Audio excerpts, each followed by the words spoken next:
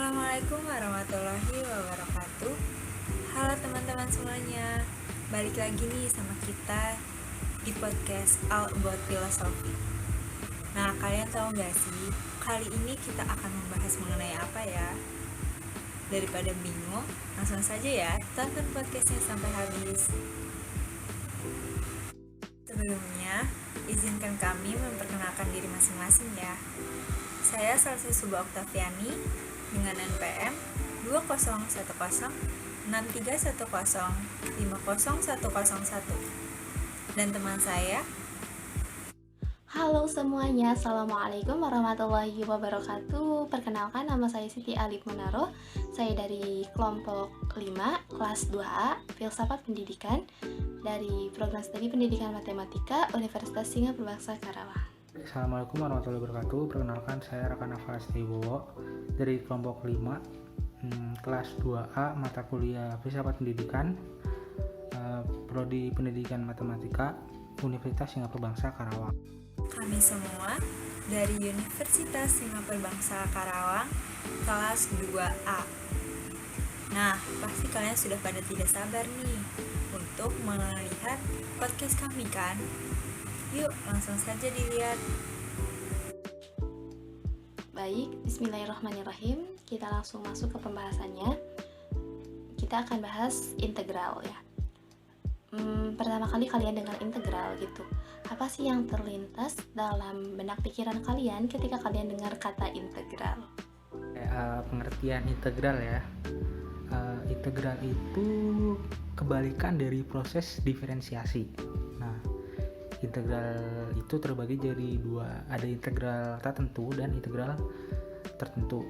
Bedanya adalah integral tertentu memiliki batas atas dan batas bawah. Integral tak tentu tidak memiliki batas atas dan batas bawah, dan biasanya dipakai untuk mencari volume benda, putar, dan luas. Ya benar, apa yang dikatakan dengan Raka. Namun, menurut saya, integral itu simpelnya adalah lawan dari turunan, ya kan? Wah, alhamdulillah, masya Allah jawabannya luar biasa, mantap. Tadi dari saudari Salsa dan saudara Raka ya, sudah membahas dari integral itu apa dari segi pengertian ya. Nah sekarang kalau dari segi konsep integral, integral itu konsepnya seperti apa? Bisa tolong dijelaskan kembali. Konsep integral ya. Nah, kalau menurut saya konsep dari integral ini adalah bagaimana kita menyelesaikan masalah yang berkebalikan dengan solusi diferensiasi.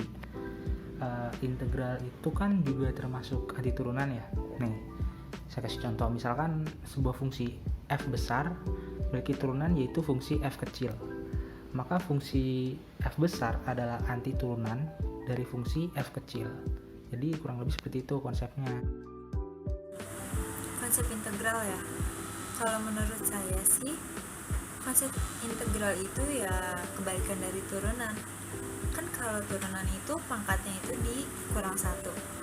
Namun kalau integral itu ditambah 1. Sesimpel itu jawabannya. Nah, menurut kalian itu integral sama kalkulus tuh punya keterkaitan nggak sih? Nah, misalnya kalau punya itu apa keterkaitan antara kalkulus sama integral? Kalau menurut saya, keterkaitan integral dengan kalkulus itu yang pasti. Sebelum mempelajari kalkulus, pasti kalian akan mempelajari tentang integral. Karena kalau kalian tidak bisa integral, maka kalian tidak akan bisa mempelajari pelajaran kalkulus. Kenapa begitu ya? Karena itulah keterkaitan antara integral dengan kalkulus. Kalau ditanya perihal keterkaitannya antara integral dan kalkulus ya, saya tadi setuju sependapat dengan jawabannya Salsa kalau ya memang ada keterkaitannya antara integral dengan kalkulus, karena kalau kita belajar kalkulus kita mesti mempelajari integral terlebih dahulu. Karena apa? Karena kalkulus itu mata kuliah dasar ya yang menjadi prasyarat kalau nggak salah untuk mahasiswa ya. menjadi prasyarat. Nah, kan di dalam kalkulusnya itu sendiri ada subbab-subbab tersendiri yang membahas tentang integral. Jadi ya keterkaitan antar integral dengan kalkulus itu yang pasti ada. Nah, menurut kalian itu integral itu punya manfaat nggak sih buat kehidupan sehari-hari? Kalau misalkan punya, itu apa aja? Kalau manfaat sih pasti ada ya guys, karena semua hal yang kita pelajari, semua hal yang kita tahu pasti ada manfaatnya, walaupun manfaatnya itu hanya sekecil itu. Kalau manfaat integral sendiri bagi kehidupan sehari-hari yaitu pada bidang teknik, contohnya penggunaan integral dapat membantu programmer dalam pembuatan mesin-mesin handal loh. Kalian baru tahu kan? Manfaat integral ya dalam kehidupan sehari-hari. Manfaat integral dalam kehidupan sehari pastinya banyak ya. Pastinya banyak sekali manfaat integral dalam kehidupan sehari-hari. Contohnya integral itu dimanfaatkan dalam matematika pastinya ya. Dalam matematika integral dimanfaatkan. Terus di bidang lainnya juga ada. Misalnya di bidang teknik integral itu bisa dimanfaatkan ya. Bisa dimanfaatkan juga misal di kehidupan sehari-harinya ya, diterapkan di kehidupan sehari-harinya. Integral itu bisa dimanfaatkan kita itu jika menghitung volume benda, itu kita akan memasukkan konsep dari integral itu sendiri, akan memasukkan rumus-rumus dari integral itu sendiri. Dan tadi kan sudah disebutkan di bidang matematika, di bidang teknik juga bisa, di bidang fisika juga bisa. Di bidang fisika itu bisa dimanfaatkan ya integralnya itu untuk menghitung rangkaian arus listrik medan magnet. Itu juga digunakan dalam kehidupan sehari-hari yang pastinya ya. Kemudian tidak hanya dalam bidang-bidang itu bisa dimanfaatkannya, tetapi dalam bidang ekonomi juga integral itu bisa dimanfaatkan. Misalkan dalam pemanfaatan misalkan dalam penentuan persamaan fungsi yang berkaitan dengan ekonomi konsumsi, itu kita bisa menggunakan rumus-rumus dari integral dan itu digunakan dalam kehidupan sehari-hari. Jadi pastinya manfaat integral dalam kehidupan sehari-hari itu ada, dan Masya Allah sekali manfaatnya luar biasa bagi kita. Nah, sekarang aku nih yang nanya, kita kan sebagai mahasiswa ya, ada yang mengeluh bahwa integral itu sulit sekali. Kenapa sih integral itu harus ada kayak gitu? Pasti sebagian mahasiswa pasti ada yang mengeluhkan kayak gitu karena sulitnya integral. Nah, menurut kalian kesulitan apa sih yang mahasiswa hadapi untuk mempelajari integral? Baik, jika ditanya apa sih kesulitannya belajar integral, belajar kalkulus sama aja, integral di kalkulus ya. Kesulitannya tersendiri bagi saya sendiri ya. Kesulitannya itu pada latihan soalnya suka beda jauh sama contoh soal gitu ya, suka beda jauh. Itu dari saya sendiri, nggak tahu dari yang lain. Terus kesulitannya itu mungkin kita kurang memahami karena kurang latihan, karena males-malesan ya. Jangan dicontoh itu saya. Mulai sekarang berubah supaya bisa paham materinya. Belajar. Dari saya ya banyak sih kesulitannya itu mungkin dimulai dari diri kitanya males. Jadi ya kita tuh sulit gitu, terus ketinggalan materi-materi ya yang akan membuat kita kesulitan untuk belajar, kesulitan untuk mengejar materi yang sudah ketinggalannya itu, mungkin karena faktor males itu gitu. Jadi ya kita itu harus rajin dilawan malesnya itu. Kesulitan itu muncul dari rasa males kayaknya. Kesulitan mahasiswa ya dalam belajar integral. Nah, menurut saya tuh kayak gini. Kesulitan itu awalnya kita tuh tidak paham atau kurang paham dengan materi turunan. Nah, karena apabila kalau kita paham turunan itu, pasti kita bisa mengerjakan integral. Kemudian kita itu juga kurang mengerti konsep pengerjaan dari integral ini. Nah, jadi solusinya itu agar kita mengerti integral, yaitu kita banyak belajar pertama turunan dan juga banyak latihan. Nah, nanti pasti kita bisa mengerjakan soal-soal integral. Nah, kalau berbicara tentang filosofi, pasti kita akan mempelajari apa itu sejarah kan. Nah, menurut kalian tahu gak sih apa sejarah integral itu? Berbicara perihal sejarah integral, mohon maaf jika ada kesalahan karena saya bukan sejarawan ya. Yang saya tahu ya, menurut sejarahnya, orang yang tercatat pertama kali mengemukakan ide tentang integral itu Archimedes ya. Seorang ahli matematika dari Yunani yang berasal dari Sirakusa sekitar tahun 287 sampai 212 sebelum Masehi ya. Ia menggunakan ide itu untuk menghitung luas daerah lingkaran, daerah yang dibatasi parabola dan tali busur dan sebagainya. Itu yang saya pahami. Mohon maaf bila ada kesalahan. Nah, saya Archimedes itu ada nama ilmuwan namanya Leibniz. Nah, lambang integral ini tuh yang kayak cacing itu bahkan dinamakan notasi Leibniz. Karena Leibniz ini itu yang memperkenalkan konsep integral ke matematika. Nah,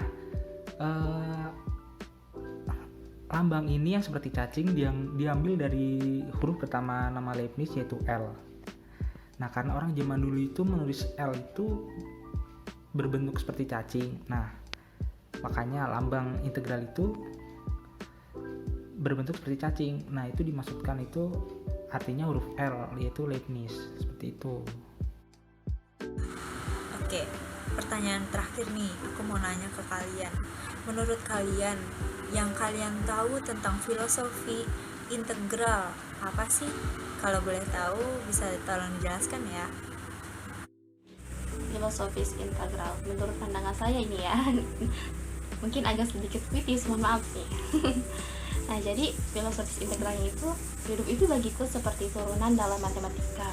Turunan itu seperti berjalan perlahan ke masa depan. Jika sebuah variabel X, kita ibaratkan manusia, dipangkatkan sesuatu, kita ibaratkan impian. Maka X itu akan mempunyai impian yang harus kita turunkan sampai konstan atau sampai sukses. Jika turunan X kontan, maka integral adalah pilihan yang tepat untuk kembali ke belakang. Jika turunan itu konstan atau sukses, jangan pernah lupa integralnya. Jadi jangan pernah lupa siapa di belakang kesuksesanmu. Jadi jangan jadi turunan yang melupakan integral. Integral ya. Kan gini, dalam diferensiasi itu kan kita juga harus menemukan kebalikan dari diferensiasi. Nah, caranya yaitu dengan mencari penjumlahan secara berkesinambungan yang berupa persamaan. Nah, dalam menemukan hasil persamaan ini, kita akan menemukan variabel yang berbeda. Nah, oleh karena itu, agar hasil persamaan bisa didapatkan, maka digunakanlah integral. Jadi, filosofi integral itu seperti itu. Sayang sekali ya teman-teman, kita harus berpisah di podcast kali ini. Tapi jangan khawatir ya teman-teman, kita akan membagikan pengalaman kita loh nanti kalau ada waktu tepat. So, jangan lupa like, comment, and subscribe ya teman-teman. Bye-bye. Assalamualaikum warahmatullahi wabarakatuh.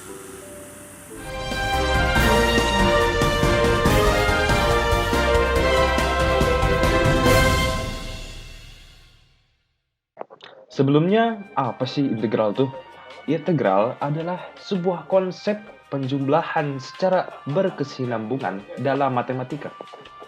Dan bersama dengan inversnya, diferensiasi adalah satu dari dua operasi utama dalam kalkulus. Lambangnya kayak cacing berdiri. Nah udah, sekarang ke sejarahnya. Perkembangannya dapat dilihat dari periode zaman. Yang pertama ada zaman kuno, pertengahan, yang terakhir adalah modern. Nah, pada zaman kuno ini, mulai banyak muncul pemikiran tentang kalkulus integral. Hanya saja, perkembangannya kurang baik dan tidak terlalu sistematis. Perhitungan volume dan luas yang merupakan fungsi utama konsep integral sudah diaplikasikan oleh orang Mesir untuk menghitung volume piramida. Lalu, Archimedes mengembangkan pikiran itu lebih jauh dan menciptakan heuristik. Yang kedua, ada zaman pertengahan. Setelah Archimedes mengembangkan pikiran-pikiran itu, lalu datanglah matematikawan India Aryabhata pada tahun 499.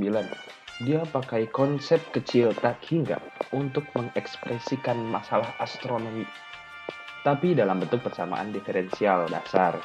Lalu, Bhaskara II pada abad ke-12 mengembangkan bentuk awal turunan, merubah sedikit konsep tak terhingga itu, dan menjelaskan bentuk awal teorema Rolle.